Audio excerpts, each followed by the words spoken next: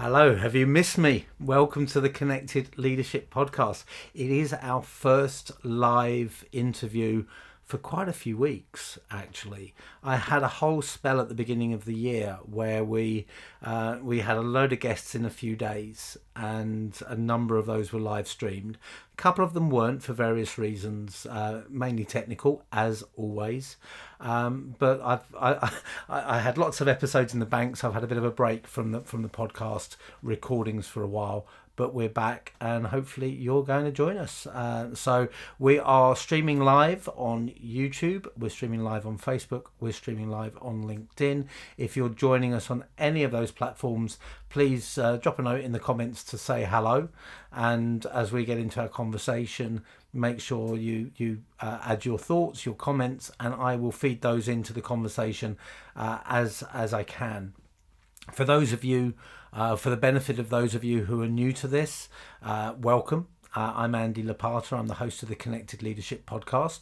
The podcast itself is published every Monday, and the premise of the podcast is that our relationships underpin success as leaders and business owners, business executives. So how can you make the most of those relationships as you grow your business, as you build your career moving forward? And our guests range from professional experts, we have one today, to people from all walks of life. From the last interview I conducted on the live stream was Pat Nevin, the former Chelsea and Everton and Scotland international footballer. We've had Devon Harris, who was one of the original Jamaican bobsled team. We've had Bob Lefkowitz recently, Nobel Prize winner in chemistry. We've had a symphonic conductor, and so on and so forth. The fact is that we can learn so many lessons just from these people's stories, as well as the expertise that our specialist guests bring us. And that's what we try to do in the podcast. So thank you for joining us. Thank you for coming along. If you haven't caught the podcast before and you have got a walk coming up that you want to have something to listen to, or a long drive coming up now that we can go out and see people in person again, if you see underneath my name at the foot of the screen, you can see the URL, podfollow.com/connected leadership. If you go there, you've got a year and a half's worth of back catalogue of great interviews to work your way through. And the exciting news today, this morning, I've just put together our submission for the British Podcast Awards. So wish me luck. On that note, we're now looking to the next year's submission for the Podcast Awards for 2022. And my guests will hopefully add something towards that as well. I'm joined today by Alisa Cohn. Alisa is the author of From Startup to Grown Up. And she's been named as the top startup coach in the world at the Thinkers 50 Marshall Goldsmith Global Coaches Awards. And we've had some other Thinkers 50 guests on here, people like Ruth Gautian and Dory Clark, and they've shown the caliber of that list for sure. So that's a very impressive accolade indeed. Alisa's an executive coach for Runway, which is the incubator at Cornell's New York City campus, and she's a regular contributor to the Harvard Business Review, Forbes and Inc. And she's also been featured as an expert on the BBC World News and in the New York Times and the Wall Street Journal. So quite a CV to join us. And now Alisa can add the Connected Leadership Podcast to that list. And I'm sure she's delighted at that fact. So Alisa, welcome to the Connected Leadership Podcast.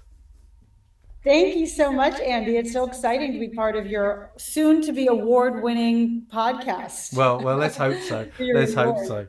I'm sure the business category in the British Podcast Awards is highly competitive, but I did pretty well with the Business Book Awards last year, with two category finalists. So let's hope we can follow that up with the podcast as well. So we're going to talk today about the impact of relationships on different stages of a leader's journey. You know, I mentioned your book there, which is looking at that journey from startup to grown up, and how you evolve as a business from that first idea and scale. And I think that's a really great fit for what we try to get across here, because the listeners to the Connected Leadership podcast will work in a range of different sized businesses, from small scale startups and small businesses through to multinational corporations. And I think that there's something in your approach that people, whatever stage the organization they work for is at, they can certainly take away. One of the things that that caught my eye and where I wanted to start when I started looking through your work was that we both use the same terminology, but perhaps in slightly different ways. So I talk about champions, and I have done for many years in the work I do on referral strategy. So looking for people who will be your champions, who will generate business for you, generate opportunities for you. Another word for that might be advocates. You use champions a lot as well. So who are the champions in your world?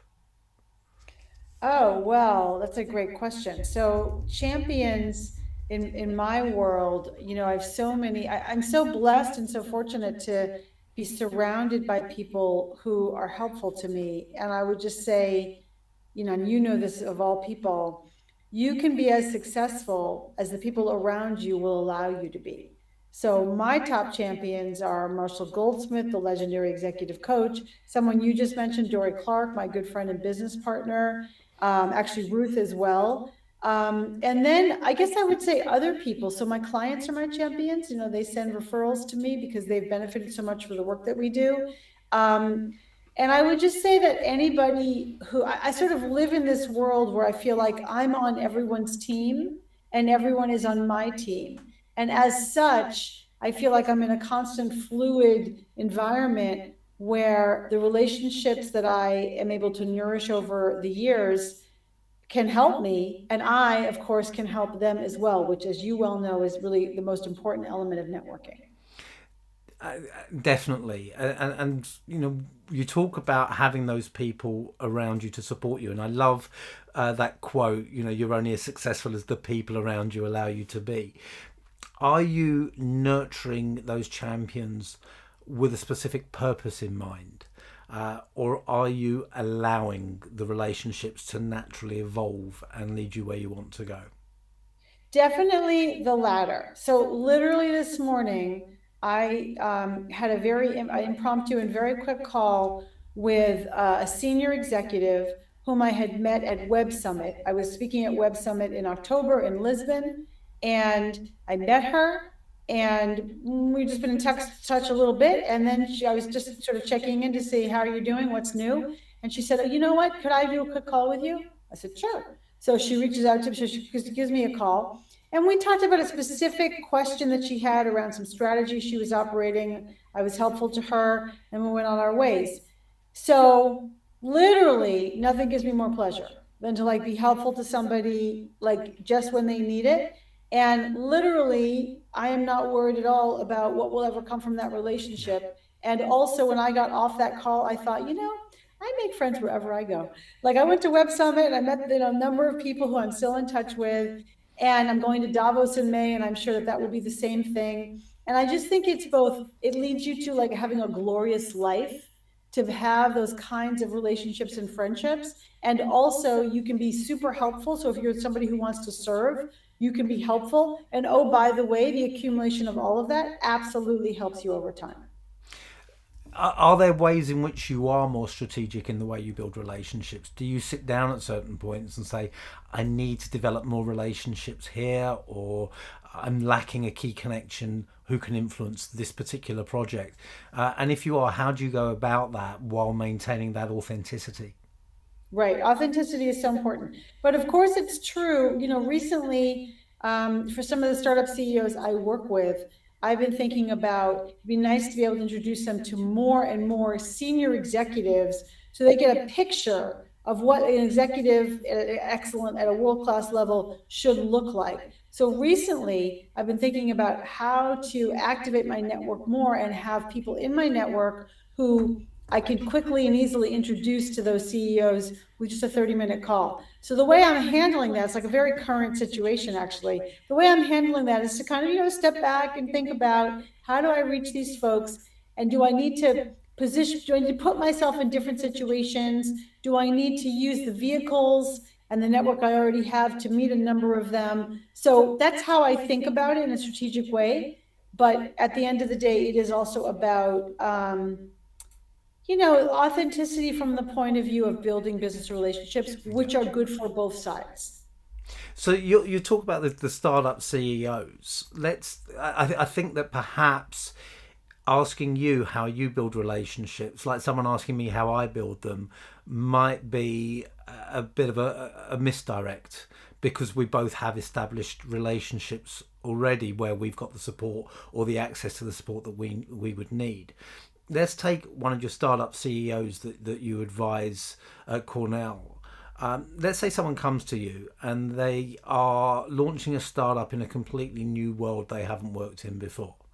And they need to build the right relationships in that space from scratch without the network to support them.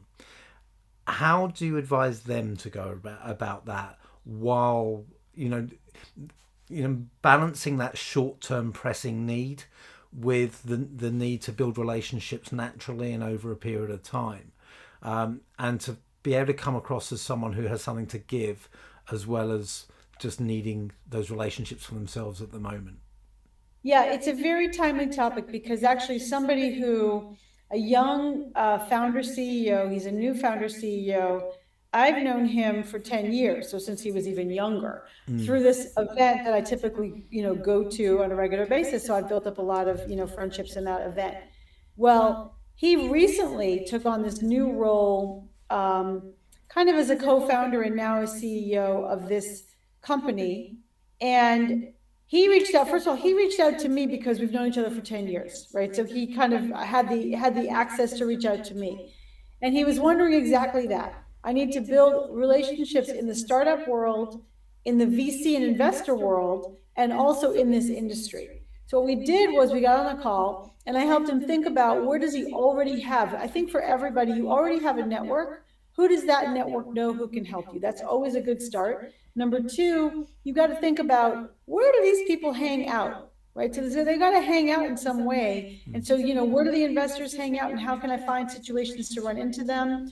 Where do entrepreneurs hang out? Because he's really got to build his relationships in the entrepreneurial ecosystem. And then also in the industry that he's in, where do they hang out? So we kind of helped him think about his very short-term activities, about ways to very quickly get up to speed on those three buckets, and then have a strategy to continue that, that accumulation in the future. And it really is about, like, who does he know in his network? Then he needs warm introductions and make those calls or send those emails. And then also, are there events right now in those three buckets that he needs to think about attending?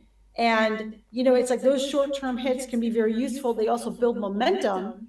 And then over time, he can build that up over time. So let's look at each side of that. So we'll come to the direct approach in a moment. But talking about events, obviously, as we record this, the world is now starting to hopefully come back to a little bit approaching normal. I don't know what it's like where you are in the UK. Yeah. I've got my first live talk for 4 months, and probably only my second or third in 2.5 years coming up in 2 weeks' time. And live conferences are starting to come forward. I've got 2 more overseas coming up in May and June. So they're starting to repopulate. But where people were in that space over the last 2 years, how did that affect them? The lack of that ability to go to the big conferences, to have the conversations over coffee and tea in between speakers, for example, and how did people adapt to that? Yeah, so such a good question. Even though there were not those in-person conferences, there were a lot of things online that you could do. And in some ways, the online conference has an added advantage, because if you're going to meet for coffee and kind of bump into people, it's loud, it's a little disorienting. Many of those conferences kind of just instead matched you one-on-one with folks. And so you had these one-on-one, quiet and focused Zoom meetings or kind of video meetings that you could do. So that's number one for you always to think about when you attend an online conference. In general, I only attend online conferences if I know I'm going to definitely run into people and meet people.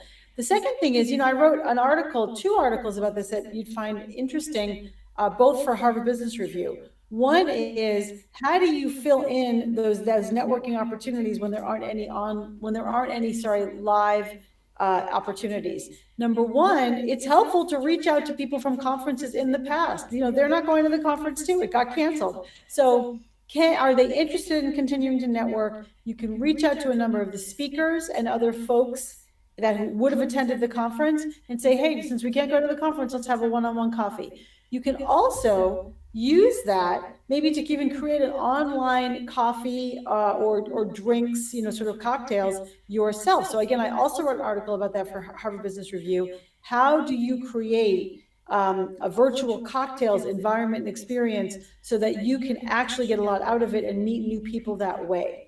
And then the third thing I would say is that even though we have been very starved for in-person opportunities locally, if you think about really micro local, like in New York City, when the weather was good, there were tons of outdoor, meetups and, different kinds of things that people were able to put together, maybe less formally, that were still safe, and that you could meet people in real life there. So those are all the ideas. And by the way, the last thing I would just say is that you got to find a way. You have to find a way. Networking is important. Building new relationships is important. Meeting new people is important. And so even if we're all locked down or for some other reason can't go to conferences, you must find a way to do it because it's essential for your career.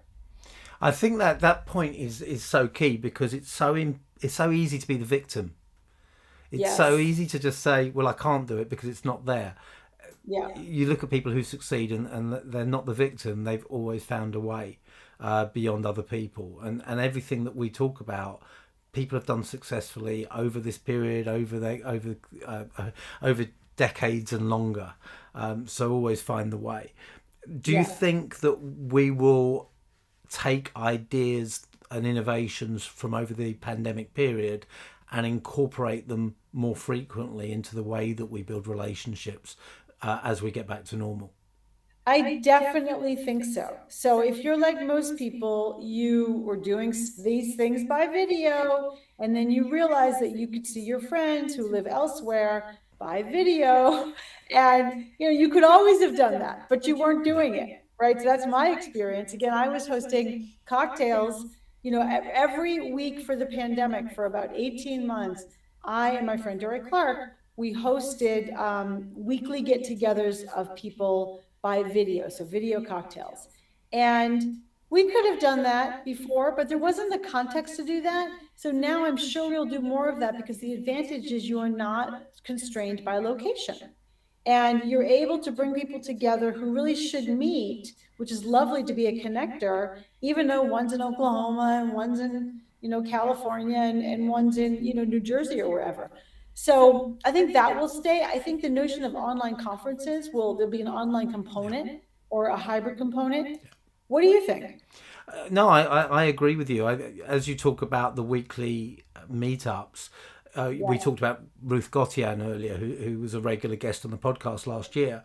Ruth, through an organisation we're both part of, has a Saturday evening catch up with that group every week. Sadly, Saturday evening in New York is the middle of Saturday night, Sunday morning here, so I can't join. But they have that every single week, and she's really talked about that as such a core foundation of getting through the pandemic and building what I see from a distance as very deep relationships with that group. Yeah, Andy, I'm part of that group too, so it sounds like we're part of the same group. I didn't realize you were. There you go. Well, I always say, I'm in London. I'm guessing you're New York. These are two of the biggest cities in the world, but it's amazing how once you tap into certain networks, suddenly everyone knows everyone else, and even the smallest cities are tiny when you really sort of tap into the networks, and I see networks cross-fertilize a huge amount. So often people say, oh, Alisa as well, and I think it's incredibly powerful. So I think that type of thing will stay. I think there'll be a mix because for me, Yes, if I could join that at 8 o'clock Eastern time, I probably would. But I tend to be very, very selective about the online networking I do. By online networking, I mean the video conferencing networking, the Zooms, the Yeah, Teams, yeah, because I don't enjoy the big group where everyone's trying to get a word in edgeways, so much as the one-to-one conversation. So, but I think that we've started to see ways to break that down and create a different environment. But I do see many downsides, and the other thing is a lot of my clients and me to a large degree will spend so much of their day on Teams and Zoom anyway, that yeah, you've got that fatigue setting in. As we yeah, get back to seeing people in person, it may not be such a hardship to then join a Zoom call or a Teams call, for a bit right, of connection. So I think that right. will happen. I wanted to go back to something else that you said earlier in the original answer. And that was, you talked about knowing, we were talking about the startup CEO and how they build that network and how they build those relationships. And you talked about direct outreach effectively, who do you Yeah, need to meet, reach out to them. Now, it's quite interesting because a call that I had today with someone, he was asking me about how effective I find LinkedIn. And one of the things he was saying is that he's reaching out to a lot of potential clients on LinkedIn, and many of them are accepting his connection request. But when he tries to engage them in further conversation, they're not replying. And yeah, I went through, from my perspective, what I would do differently in the approach. But I'm very interested in how you counsel these startup CEOs to do that, and how you do so in a way that people who don't know you will engage with you. And just to caveat that, you also talked about through introduction, which was always my first port of call as well. But this yeah. specifically would be about direct outreach without an intermediary to make the introduction. Yeah, so I mean, even if it's direct outreach, it's still helpful to see who's in their networks if you can find out, right? If you're using LinkedIn. And then the second thing is, like everybody, you want to write an email that describes what is relevant here in terms of like what do I'm looking for from you? Also, a little praise and flattery never hurt anybody. Yeah. And then also the kind of person, my background, to show that you're legit and that also your questions are sincere, and that also you'll be a valuable person to be inside of their network. So putting all that into some sort of concise note is very helpful. Yeah, and I want to pick up on that. Do your research first. What do you like about them? What stands out for Yeah, you, and what makes you a yeah, valuable resource for them? And I think this is where people go wrong, is they think about what they want and what they're trying to achieve, and right, that they fail what I call the eye test. I want to connect with you because I want to achieve this, and I want more people like this, and I. right. You put yourself in their shoes and reflect back to them. So yeah, I think that's an important point. The other thing I would say on that, you talk about look at LinkedIn and see who you know in common. I, I would just counsel that when you reference mutual contacts, give context. That's quite a hard sentence. But when you reference mutual contacts, give context. I have so many people I don't know say we should connect because we know lots of people in common. And my reply is yes, but I don't know you. If I connect with you, I become a mutual contact with someone else. It's meaningless unless you give that context. And, our conversation earlier about both knowing Dory and both knowing Ruth, there's context within that. And I think that makes that a much more powerful reference point. Yeah, I totally agree with that. Definitely. Okay, let's go back to how relationships fit into the concept of the book that you've written, from startup to grown up. So, as I mentioned earlier, we've got people listening to the call who are in all types of organisation, all different sizes. How do you see relationship building differing between people who are leaders of startups, people who are in scale up mode, and people who might be internal leaders within established large businesses? Yeah, the truth is that building relationships is the same. Build early, build often, right? Nurture early, nurture often. I think the question is really, who do you need to add to your network when you're in those various stages? And so if you're an early stage startup founder, you need to add to your network mentors who have trod the path before you, people who will be early employees, certainly early investors, and other people who can help you out in the ecosystem, accountants and lawyers and those kinds of folks. So that's who you want to think about early. When you're at a scale up, you need to really focus on customers, on analysts, on people who are going to help you get to the next level, and ultimately probably people in the financial world, like in the US Wall Street, and investors, because you're probably going to have some sort of event, and even more increasingly high profile executives who can kind of surround you and help you continue to grow as a leader. And then internal to the organization, it's like really figuring out who are the subject matter experts who are external to your company. They're going to add value to you and to your company. Also you can connect into your company. Who are obviously the leaders and managers inside of your company who need to know you. But then also, key point is to also make sure you've got strong connections with your peers and your cross-functional peers. Because at the end of the day, if you're going to get promoted, who decides you get promoted? It's your peers who vote for you.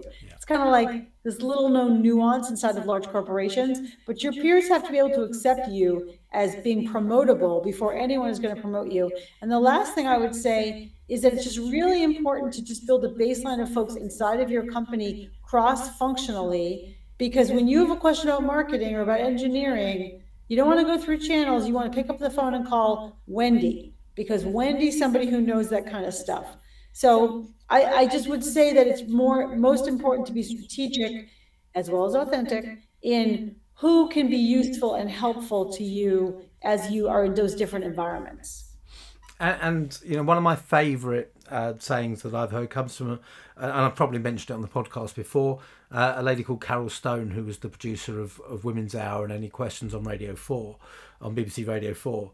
And she said, make friends when you can, not when you need them. And I think that what you've just talked about suggests a need for a little bit of forward thinking and creativity, because if you just wait until you want that promotion, you can't start making allies of your peers at that point. You've got to be thinking ahead. When you need the help of the person in another department, you can't just pick up the phone and be nice to them and then hope that they'll help you. You need to have that foundation of a relationship in place first. So true. That's exactly right. So when people go into that role, at what point do they start building relationships, and how do people manage that, particularly in larger organizations, if they're starting it at the early stage of their leadership journey, or even before that? How do they manage the negativity and the politics of the small p inside those large organizations, who the skeptics and the cynics who start to see that as playing the game? I mean, I don't know how to answer that from the point of view of like, yep, I'm playing the game and you're not. So see you in a couple of years, right? Whatever that means, and I have a different, one of my specialties is actually corporate politics. And so I have a different point of view, I think, of corporate politics. Corporate politics really has to do with you figuring out what it takes for you to be effective in that organization, to, yes, get promoted, but also to bring forward the projects that are in the best interest of the company and of your organization. So that's how I see it. There are plenty of naysayers and negative people and people who are like, a little cynical inside of organizations. I think that's fantastic. The bar is low, right? So your job is to be a positive force for good in any realm that you're in. So if someone's negative and cynical, you can deal with their negativity and cynicism. By the way, you can also do them a favor or two or three. It's not no skin off your nose. You can also be kind and gracious to them.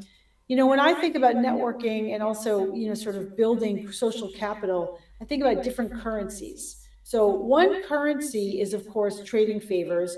One currency, of course, is your ability to give resources and budget to people. But one currency is just positivity. That you walk into a room or you show up, on a video screen these days, and because you're there, things get better. Things get lighter, things get more interesting, you're positive, you're supportive. That is a currency. And so if you offer that to a negative person or a cynical person, Truth is, they will be charmed by your currency. And in any case, you'll neutralize them and they won't get in your way. So that's what I would say to that. And then I would really say the most important thing is for you to ally with like-minded people, because you can move ahead together doing good things for your organization and also building your own brand and your own credibility internally. The idea of allying with like-minded people is such an important point. I love your point about positivity. I want to build on that and go down a slightly different line. So if you focus on being that positive person and as much as possible presenting the positive image, the positive scenarios in meetings, taking challenges in your stride would be part of that as well, not showing your frustrations. There has to be an outlet for frustrations because they are going to be there along the way. And as a leader, this becomes even more important because leaders feel compelled, and there's another conversation, another argument here, but leaders very often feel compelled to hide their frustrations and the challenges from their teams. So how can you create in a positive, healthy sense an outlet for those frustrations, for those challenges that allow you to maintain positive front, and I don't like using the word front, that just feels wrong to me, but a positive outlook in general meetings? Yeah, so there's a couple of things to say about that. First of all, the person you lead every day, the first person you lead every day is the one who wakes up in your pajamas. So the idea is that first of all, you got to manage yourself and get your own mindset right every day. There are many frustrations in the world, in case you haven't noticed. Many, many, many, many things will throw you off your game. So I recommend first thing in the morning is writing in your journal, and you can have an outlet on that and how frustrating things are. Things are frustrating. Also, doing fitness, which kind of changes up both your physical, chemistry, and also definitely gives you a lot of the feel-good hormones. And then also having a stress reduction program like meditation, like taking a walk, that kind of stuff in the morning and throughout the day.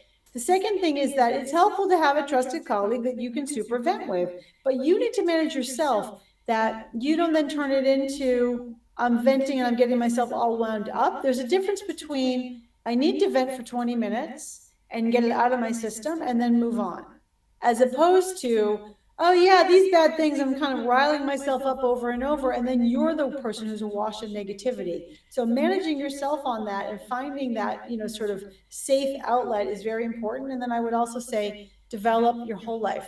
Have other hobbies, other things, because it's like if work is your only focus, then the frustrating things are going to frustrate you even more. And this is something you talk about in the book, isn't it? You talk about the psychological journey that leaders go on. There's a Yes. few good tips within that. How does your self image and your self talk affect how you build relationships, and how can you manage that? Well, it's everything. So your self-image, let's talk about your self-talk, right? You're telling yourself stuff all the time. And if you wonder what I mean, listen right now to the voice in your head. And if the voice in your head is saying, what voice in my head? That's the voice in your head, right? So we talk to ourselves all the time. It's important to know that. What are you saying to yourself? If you're saying they would never want to meet someone like me, or I'm too, shy to reach out, or whatever, then you're just not going to take as many risks in terms of building a relationship and meeting new people. If what you're saying is, which I think is a powerful thing to say, why not me? And also, I have a lot to offer. They'll be lucky to get into my network. Then that will allow you to take more risks, be more bold in how you reach out to people and how you relate to it. The second thing is that when and if people say no or don't get back to you, which is normal, that happens, okay? Whether you take it personally has to do with your self-talk. Oh, see, I knew it wouldn't work out. Or like, they're probably busy. Right, I better move on. So your self-image and your self-talk together really either expand you or limit you. And you're the one that gets to decide which it'll be. There's a lot about our ability to control our own responses and destiny in this whole conversation, from not being a victim of what stops you doing things early on to how you manage your self-talk. And you're absolutely right. I did a self-development program a few years ago where they talk about the voice inside your head as your rackets, and how you Yes, manage your rackets. that'd be landmark. And funnily enough, that is exactly who it was with. Yeah. And funnily enough, today I had a conversation with someone where a client hadn't come back to him. You could hear the frustration. I'm going through that with another potential client at the moment. And we're both long in the tooth, the two of us on that conversation. We both know that it's nothing to do with us and that they've got other things Right. going on or other priorities, but it doesn't stop you getting frustrated, but you have to then put that frustration in perspective and move through it. So that's a very good example, because that happens so often in business. It's normal. It's normal. Yeah. You got to get used to it.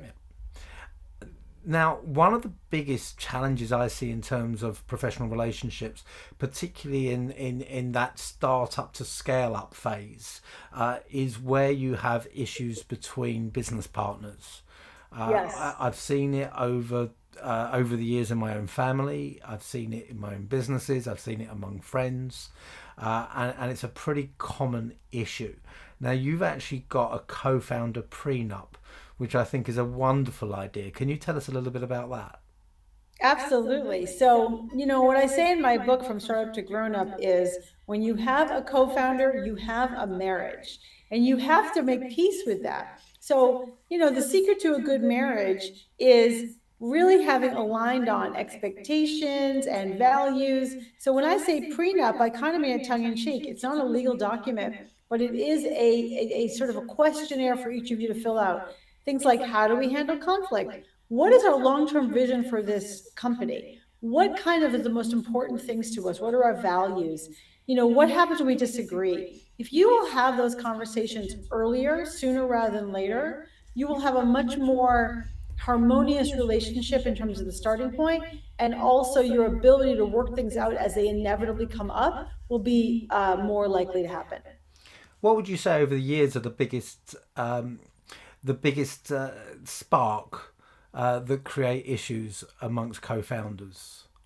Different expectations around work ethic, lack of clearly establishing what are your decision rights or what are my decision rights, also clearly establishing roles and responsibilities. And I would say also not having been clear for yourself, you together, on what your long-term vision for the company is. So you're kind of operating on a different long-term vision, and that really causes you to get into trouble.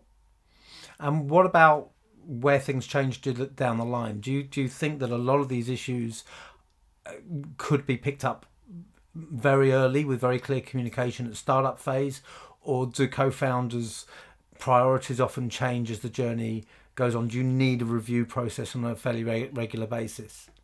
Yeah, the truth is that things definitely will change. You'll change, the other person will change, the business will change. I think actually the value of the co-founders prenup is to open up lines of communication and help you build the muscles that you need to have those difficult conversations. I think that's what's important to it. And then, of course, you have to readdress and revisit those discussions on a regular basis. And also, especially when you get into some sort of conflict together. And you've got in your book's appendix, you've actually got scripts for delicate conversations. Now, I'm going to be totally honest here. I do have, I'm asked occasionally whether I provide scripts for certain conversations. I don't, because it's not my approach, but I know that a lot of people find them really valuable. So can you share some examples of the type of scenarios that you offer scripts for, and why does that approach work? Where am I getting it Yeah. Yes. Well, thank you for asking. I'm obsessed with scripts. The reason I wrote these scripts actually is I was sitting there writing my book, and one day I just remembered that when, my clients will have these conversations and they'll finally be ready to have the difficult conversation with the person, and they'll say to me, "But what should I say?" And I'll say, well, why wouldn't you just say, and then I'll like land what they should just say. They're like taking notes furiously. And I thought, oh, okay, this must be valuable. It's valuable to give someone a running start on how to get their mouth around the words in delicate conversations. So that includes how to give bad news, how to do layoffs, how to tell an employee that you're bringing in a more senior manager on top of them, what we call layering, how to give difficult feedback when you're really positive about somebody and you really want them to be motivated and inspired, how to give difficult feedback when actually you're about to fire them, right? And then, of course, the most popular script, for better and for worse, is how to fire someone because people just literally don't know what to say. Is it possible to fire someone and still maintain an ongoing relationship with them when they go off somewhere else? Yes, actually, it's amazing. It has happened. In fact, one of the clients I worked with, he hired his friend, which I don't always recommend, but he hired his friend early days in the company. And he was with the company about 3 or 4 years. And then, listen, it was clear the person had outgrown the need for, or his abilities to grow with the company. So the CEO I was working with took him away and fired him. And it was really painful and difficult, but they're still good friends now. And what do you think the secret was there? You say the CEO took them away and fired them. Did the Yeah. friend divorce himself from that process? And No, no, the CEO was the the friend. CEO was the friend. So how did he handle that so that they could separate the friendship and the firing? I think that, right, it's a good question. I think, first of all, that he was super compassionate because he legitimately felt bad. There's that. The second is that there's facts here, right? The facts are that, we need X and Y, and you haven't been able to do X and Y, right? We need someone who's going to continue along a certain path. Seems like you don't have the willingness or ability to continue along that path. And so this breaks my heart, and it's difficult to do, but I need to tell you that we need to move on. So let me finish with this then. Many years ago, I used to have a question I would ask people in a workshop, and people told me that it was impossible and there wasn't an answer to it, and that was I was trying to get them to understand what makes them trust people. And to Yeah. do that, I asked them to look at people they really trusted a great deal, and what was it about them that they trusted, but then also to look at someone they distrusted a great deal. And what would that person have to do in order to rebuild that trust? Now, we could rephrase Yeah. that into someone you have a really bad relationship with. What would that person have to do to rebuild that relationship? They were saying, when they were thinking of the person they got the worst relationship with, they were saying, well, it's impossible. They can't rebuild a relationship with me. Is it possible to rebuild any relationship, or are there times when there's just no coming back? Well, that's a really good question. And, uh, having both done Landmark, I would say that, I actually stand in anything is possible. But the question is how hard you want to work on it, and what is the cost of not being able to rebuild that relationship. I have seen many very difficult relationships rebuilt because, it's like, actually, if I think about it, if I'm coaching someone and they need to and want to rebuild a certain relationship, that other person doesn't have to change at all. Only they have to change. And so they have to sort of accept this person for who they are Yeah. and then figure out how to operate from there. But it is very helpful when both people try to rebuild a relationship. And I think it is certainly true that anything can be rebuilt just from behavior change, because really trust is just about behavior change.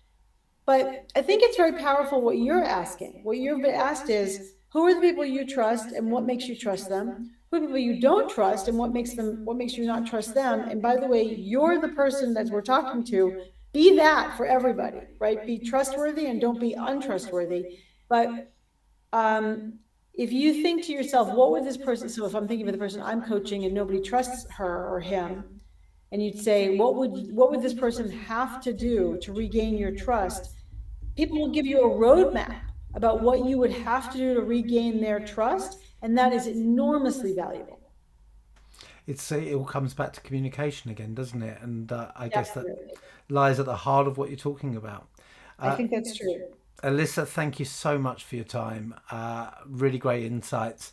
And as I said at the beginning, and I said throughout, I think this is relevance not just on that journey from startup to grown up, but also has relevance wherever you work, and there's a lot that anyone can take away from what we've talked about. So thank you very much. The book, if you want to wave it around for the people watching live, From Startup to Grown Up, is available now, all good bookstores and some rubbish ones as well as the usual places, and I really appreciate you joining me on the Connected Leadership podcast. Wonderful. I loved our chat, Andy. Thank you so much. So thank you so much to Alisa for joining me. Really interesting conversation. A lot of what I talk about was reflected in what Alisa shared as well. And the questions I asked, a lot of those came from challenges that I know people face from my own work with them. So hopefully that brings a different perspective into what I share with you if I work with you. So I hope that you've enjoyed this conversation. And we will be coming back soon with some more live streamed episodes of the Connected Leadership podcast.